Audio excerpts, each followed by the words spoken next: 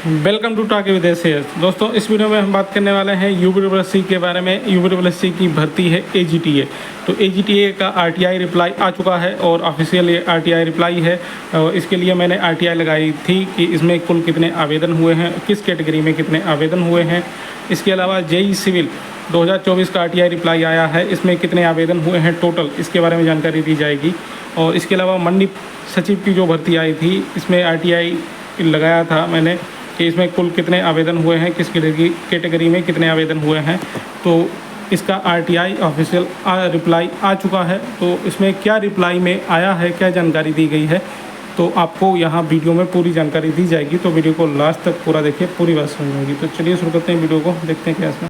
तो यहाँ पे पहले बात कर लेते हैं एजीटीए के बारे में, एजीटीए और मंडी सचिव की भर्ती। तो इन दोनों के लिए मैंने यूपीडब्ल्यूएससी में आरटीआई लगा रखा था, इसके लिए वीडियो बना के भी जानकारी दी थी मैंने, ठीक है। और मैंने कौन कौन से सवाल पूछे थे, तो आप लोगों को पहले वो सवाल दिखा देता हूँ। मैंने ये पूछा था कि कृपया यूपीडब्ल्यूएससी आयोग से पेट 2023 के अंतर्गत जारी 2 भर्तियों के विज्ञापन के संबंध में निम्न 5 बिंदुओं पर जानकारी देने का कष्ट करें। तो पहला ये था बिंदु जो है, पेट 2023 से जारी विज्ञापन संख्या 07 परीक्षा 2024 प्रावधिक सहायक ग्रुप सी मुख्य परीक्षा के लिए कुल कितने आवेदन प्राप्त हुए हैं। इसके अलावा दूसरा पॉइंट ये था कि पेट 2023 से जारी विज्ञापन संख्या 07 परीक्षा 2024 प्रावधिक सहायक ग्रुप सी मुख्य परीक्षा में श्रेणीवार unreserved EWS OBC SC ST female प्राप्त आवेदनों की संख्या बताने का कष्ट करें। इसके अलावा तीसरा पॉइंट ये था कि पेट 2023 से जारी विज्ञापन संख्या 06 परीक्षा 2024 सचिव श्रेणी 3 ग्रेड 2 मुख्य परीक्षा के लिए कुल कितने आवेदन प्राप्त हुए हैं।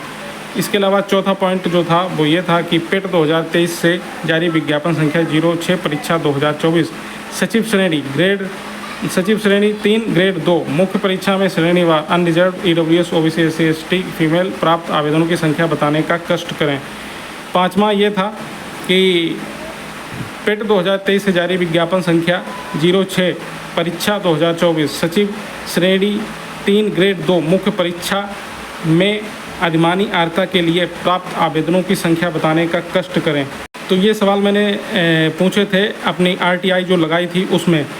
तो दोस्तों, इसका आरटीआई रिप्लाई जो है वो अब आ चुका है और ये आरटीआई मैंने लगाई थी 1/6/2024 को ये आरटीआई फाइल की गई थी। फाइलिंग की डेट यहाँ पे देख सकते हैं। पंजीकरण संख्या, रजिस्ट्रेशन नंबर भी आप लोग देख सकते हैं, ये मैंने हाइड नहीं किया है। और ये मेरा नाम है SAH, तो ये नाम भी आप देख सकते हैं, मेरे द्वारा ये आरटीआई लगाई गई थी।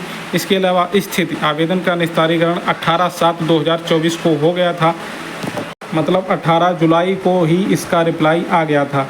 तो अब सवाल ये है कि 18 जुलाई को ही जब इसका रिप्लाई आ गया तो मैंने अभी तक आप लोगों को जानकारी क्यों नहीं दी, क्योंकि जानकारी देने लायक इसमें कुछ आया ही नहीं है। यूपीडब्ल्यूएससी की अब क्या बात की जाए, यूपीडब्ल्यूएससी को आप लोग जानते ही हैं, वहाँ कुछ काम होता नहीं है। और अगर कोई आरटीआई से भी कोई जानकारी मांगो, उसका भी रिप्लाई सही सलामत नहीं देते हैं ये लोग। तो इसलिए मैं इस पे वीडियो नहीं बना रहा था, क्योंकि वहाँ से इन्होंने कोई जानकारी ही नहीं दी है। और यहाँ पे जो PDF अटैच्ड है, अभी ये भी दिखाने वाला हूँ, लेकिन वहाँ से कोई जानकारी नहीं दी गई है। जबकि अन्य भर्तियों की जानकारी दे दी जाती है, लेकिन एजीटीए और मंडी सचिव, पता नहीं एग्रीकल्चर वालों से ही कोई प्रॉब्लम है क्या, इन भर्तियों की जानकारी दी ही नहीं।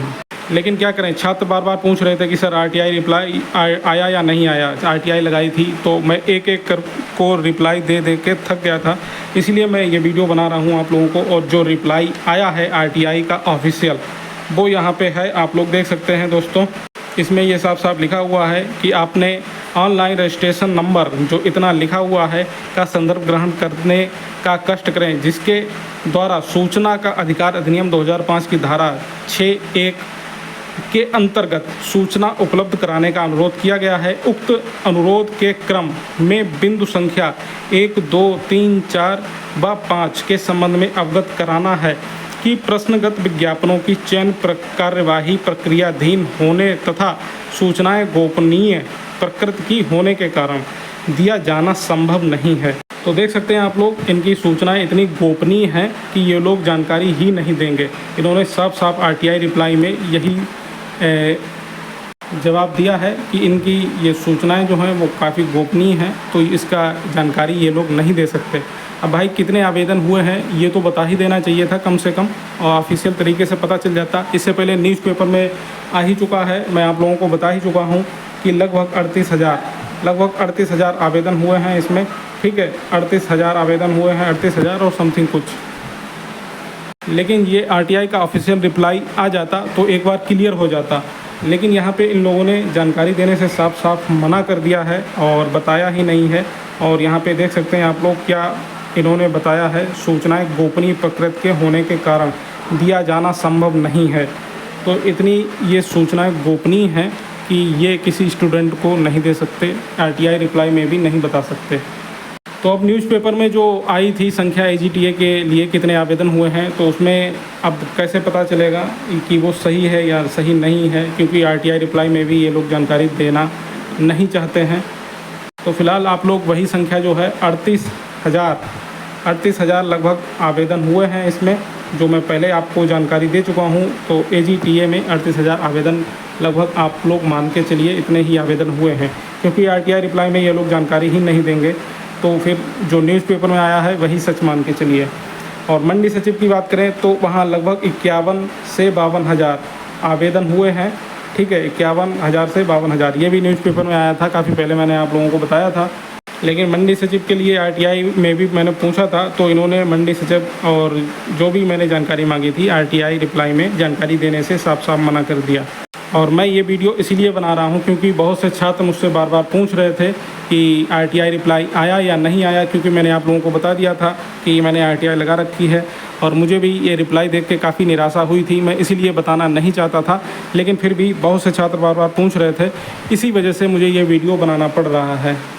चलिए ये बात हो गई एजीटीए और मंडी सचिव की। अब बात कर लेते हैं जेई सचिव 2024 आरटीआई रिप्लाई के बारे में। तो इसके लिए इन्होंने कोई सूचना गोपनीय नहीं रखी है, यहाँ पे कितने आवेदन हुए हैं इसकी जानकारी दे दी है और इसका आरटीआई रिप्लाई आ चुका है किसी भाई ने। मैंने ये आरटीआई नहीं लगाई, आप लोगों को पहले बता दूं, किसी और भाई ने लगाई थी। तो यहाँ पे आप देख सकते हैं ऑनलाइन रजिस्ट्रेशन नंबर जो है वो हाइड कर दिया गया है, का संदर्भ ग्रहण करने का कष्ट करें, जिसके द्वारा सूचना का अधिकार अधिनियम 2005 की धारा 6(1) के अंतर्गत सूचना उपलब्ध कराने का अनुरोध किया गया है। उक्त अनुरोध के क्रम में अवगत कराना के विज्ञापन संख्या 06 परीक्षा 2024 के अंतर्गत प्राप्त कुल आवेदनों की संख्या, तो कुल आवेदन जो हैं 30,415 हैं, ठीक है। तो 30,415 जो हैं आपके आवेदन टोटल प्राप्त हुए हैं जेई सिविल में। तो उत्तर प्रदेश सूचना का अधिकार अधिनियम 2015 के धारा 4(2)(1) से आच्छादित होने के कारण श्रेणीवार विवरण दिया जाना संभव नहीं है। तो इसकी भी श्रेणीवार जानकारी मांगी गई थी, लेकिन इसमें श्रेणीवार जानकारी नहीं दी, लेकिन कितने टोटल आवेदन हुए हैं ये बता दिया इन्होंने, लेकिन एजीटीए में नहीं बताया, ना मंडी सचिव में बताया है। यार अजीब इनका भेदभाव चल रहा है, पता नहीं यूपीडब्ल्यूएससी भी अजीब भेदभाव क्यों करता रहता है भर्तियों के साथ और छात्रों के साथ। कभी किसी का काम, किसी भर्ती का काम पहले कर देता है, किसी भर्ती को 8-8 साल तक लटकाए रहता है। तो ये पता नहीं यूपीडब्ल्यूएससी में क्या हो रहा है क्या नहीं, ये तो आप लोग समझ ही सकते हैं और बेहतर जानते हैं। तो ये फ़िलहाल जेई सिविल का रिप्लाई कर दिया है और बाकी एजीटीए मंडी सचिव का रिप्लाई नहीं किया और उनकी कोई जानकारी नहीं दी। तो ये ऑफिशियल जानकारी जितनी थी वो आपको बता दी यहाँ पे। और यूपीडब्ल्यूएससी भर्तियों की लेटेस्ट अपडेट पाने के लिए चैनल को सब्सक्राइब कर लीजिए। नमस्कार।